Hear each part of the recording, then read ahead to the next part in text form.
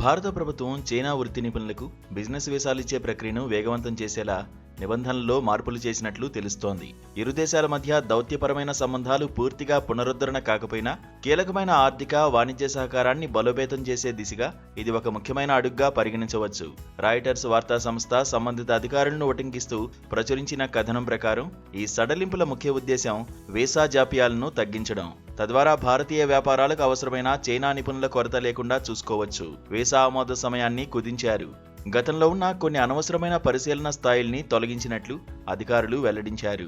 2020 గల్వాన్ ఘర్షణల తర్వాత చైనీయులకిచ్చే వీసాలపై భారత్ కఠినమైన ఆంక్షలు విధించింది. బిజినెస్ వీసాల పరిశీలనను తీవ్రతరం చేసింది. తాజాగా ఆ సమస్యలు పరిష్కారమయ్యాయని అధికారులు పేర్కొన్నారు. సరిహద్దుల్లో కొనసాగుతున్న ఉద్రిక్తతలు ఇంకా పూర్తిగా సద్దుమణగకపోయినా ఈ కీలక నిర్ణయం వెనుక కొన్ని అంతర్జాతీయ, ఆర్థిక కోణాలు ఉన్నట్లు విశ్లేషకులు భావిస్తున్నారు.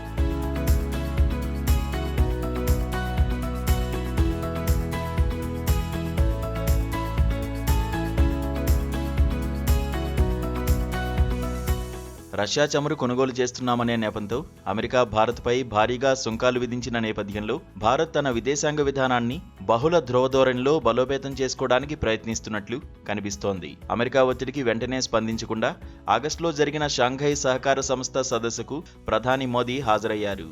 అక్కడ చైనా అధ్యక్షుడు జిన్పింగ్తో సమావేశమయ్యారు.